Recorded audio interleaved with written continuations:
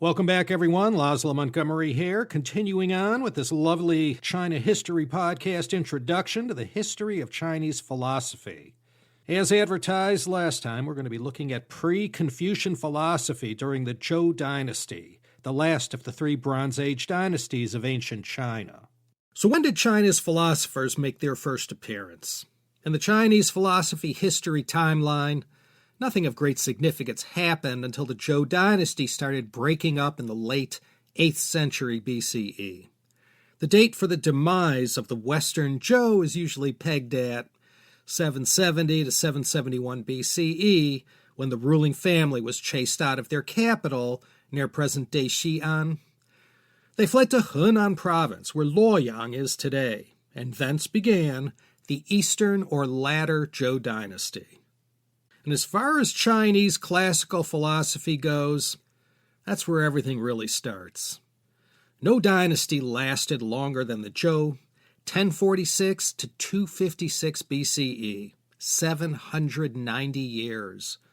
The Western Zhou ran from 1046 to, as I said, 770 to 71 BCE, and it continued on in a somewhat degraded state during the Eastern Zhou until 256 BCE. The first half of the Eastern Zhou was called the Spring and Autumn period, and the second half, well, that was a violent and blood-dripping time in Chinese history, and it's known as the Warring States period. And during the final phase of the Warring States period, there were 7 states left standing from what were once dozens and dozens during the Western Zhou, and by 221 BCE, there was only one, the Qin state, who had bested all the others, and they were led at the time by King Yingzheng, much better known as the first emperor of China, Qin Shi Huang. Now, we'll look at the Qin later on. For now, let's sit back, make ourselves comfortable, as we look at the Zhou dynasty, former and latter, and see how all the ingredients in China were just right for this explosion of philosophic thought. Trying to scrape together enough grains of pre-Confucian philosophy isn't an easy thing to do. Yeah, there's fragments of writings and inscriptions that have been uncovered, but most of the time we don't know for sure who said what, and even when we have something, we're not sure what its intended meaning is. The farthest back I was able to go was to the very genesis of the Zhou dynasty, to the days of the venerable King Wen and his 2 sons, the older King Wu and younger Zhou Gong, the Duke of Zhou. Like Yao, Shun, and Yu, this trinity from the founding years of the Zhou are held up by the Confucian Ru school of philosophers as the epitome of benevolence and virtue in a ruler. They did no wrong. This is all around 11th century BCE. King Wen lived from 1152 to 1056. Now, around that time lived a man named Yu Xiong, who posterity has referred to as Master Yu, or Yu Zi. We know of Yu Zi because some fragments of his writing appeared later on in history in a number of ancient classics and compendia, namely the Book of Han, and in the Qing Dynasty Qianlong Emperor's Encyclopedia to end all encyclopedias, the Siku Quan Shu, just to name a couple. And not just Yu Zi, quite a few philosophers are only remembered in the fragments of their teachings that managed to be saved, commented on, and then mercifully inserted into some collection that kept the work alive. Now, we're only hearing this on the authority of China's greatest historian from ancient times, Sima Qian, but Yu Zi, who came from Jingzhou in Hubei, served as the Huoshi for the first 5 Zhou kings. The Huoshi was a ceremonial post at the royal court that involved anything having to do with fire. Back then, rituals carried a lot of weight, and much faith was placed in them, so his role was significant at the time. He was also referred to as a teacher and advisor to the ruling Ji clan, the founders of the Zhou dynasty. They were all surnamed Ji. Yu Zi had previously been in the employ of the Shang rulers, but defected to the Jis and served them till his last days. and it was supposedly Yu Tzu who was the first to say, quote, "He who renounces fame has no sorrow," end quote. Yu Tzu, it's not a household name in Chinese history, or even Chinese philosophy for that matter. His philosophy is hard to discern, no surprise there. He wrote about constant changes and the cycles of the universe and nature. His 22-chapter work, called the Yu Tzu, is slotted in the proto-Taoist category. Not exactly Taoism, but not anything else either.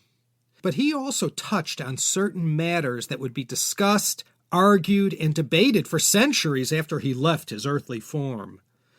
These concerned what made a ruler fit to rule, how to reward and punish, what made good politics. Nothing profound, but as I mentioned, scholars in the later Zhou and in the Han considered Yu Tzu's words of sufficient enough import to keep his memory and scant content alive in the collected works they compiled for posterity. You know, it's a miracle we have as much history of Chinese philosophy as we do.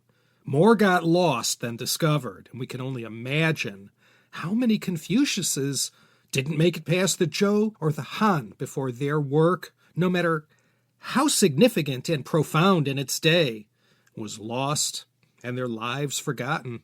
This next person I wanted to mention, he's not really called a philosopher as much as he was a statesman. Now, I'm reluctant to not mention this man who was of such great importance in Chinese history that Confucius said of him, if it hadn't been for the gifts conferred to the Chinese people by Guanzhong, we'd all be a bunch of barbarians. This person he was referring to, Guanzhong, he lived from 720 to 645 BCE.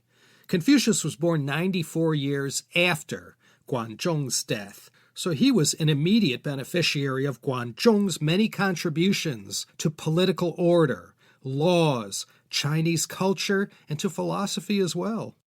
Guanzhong is remembered for many things. Historically, he was the prime minister to Duke Huan of the state of Qi, Qi Huangdong, the first of the hegemons. These hegemons were sort of like primus inter pares for all feudal lords who swore fealty to the Zhou king. He spoke for them all and had the muscle power to give orders and maintain some semblance of order between all these future warring states. As the Duke of Zhou is held up as the ultimate example of the perfect regent, so Guanzhong is equally esteemed as the perfect prime minister, or right hand to the ruler. With Guanzhong at his side, Duke Huan's Qi state became the most powerful force in Zhou dynasty China.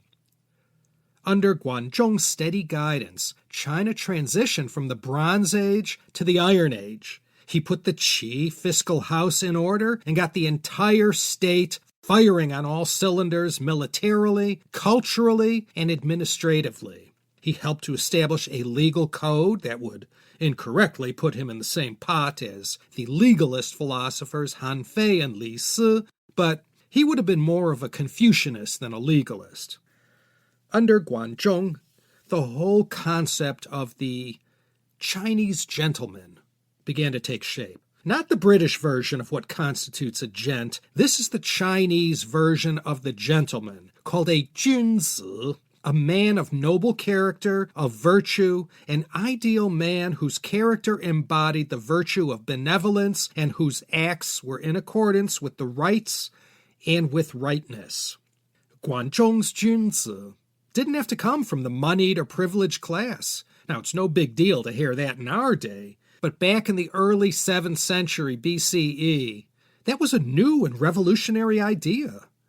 Being and acting in accordance with all that being a junzi meant became like a religion to the aristocracy in this emerging group. And as Jasper's axial age gathered speed, it was Guanzhong who got the pitch ready in China for what was to follow, with the likes of Lao Tzu, Confucius, and all of their disciples. During Guanzhong's time, Qi state became the model for this new and sophisticated land of opportunity where people could come to and study under the patronage system of the ruling house. Qi had become the first of these Zhou-era states to attract scholars and to patronize them and, as they said later on in history, created the environment where 100 flowers could bloom and 100 schools of thought might contend. The atmosphere for stimulating this kind of philosophical and intellectual discussion developed much quicker in the wake of Guanzhong. We'll see next time the preeminent intellectual institution in ancient China will get built in Qi State. And this is in today's northern Shandong province. Ryan Reynolds here from Mint Mobile with a message for everyone paying big wireless way too much. Please, for the love of everything good in this world, stop. With Mint, you can get premium wireless for just $15 a month. Of course, if you enjoy overpaying, no judgments, but that's weird. Okay, one judgment. Anyway, give it a try at mintmobile.com/switch. Upfront payment of $45 for 3-month plan, equivalent to $15 per month required. Intro rate first 3 months only, then full price plan options available. Taxes and fees extra. See full terms at mintmobile.com. The history of Chinese philosophy really has its beginnings right when the political center broke down and the Zhou dynasty kings lost their power. Once that gravitational force was lost, it became a long, hard slog lasting centuries, where the more powerful devoured the less mighty. And as I said, what were once many dozens of these states and statelets eventually got whittled down to 7. And then these 7 would beat the you-know-what out of each other for generations on end. It was a miserable time. And swearing loyalty to many of these vanquished feudal lords who didn't make it to the final 7, who no longer had anyone to lord it over, were these hereditary warriors, or knights. They weren't your average army grunts. These were educated men. And these suddenly unemployed knights became known, in English anyway, as knights errant. Errant, in the Old French, meant wandering. So a wandering knight, like a Japanese ronin. In Mandarin, they were known as the xia shi, or just the shi class. And these educated soldier knights errant grew in numbers very quickly as more of them found themselves on their own due to the defeat of their lord. These Chinese knights errant, they became the heroes glorified in all the Jinyong wuxia novels. Historian Sima Qian put these guys on a pedestal. They were noble, totally selfless, ready to dive in and help the oppressed or peasant in distress. And as I said, they were educated, had studied the classics of their time, and were schooled in all the major ceremonies and rituals. There's been a million movies made about these heroes. These shi, or xia shi, along with other educated nobles, were the class that evolved into the Ru school of philosophers. Ru, R-U. Confucius belonged to this category. In English, we say Confucianism, but nobody uses that word in China. This school of thought that included Confucianism and others formed the Ru school. When you look up Ru in the dictionary, it just says that it means Confucianism. But in more ancient times, it meant a scholar or a learned person. The shi, or scholar officials, made up the core base of the Ru class.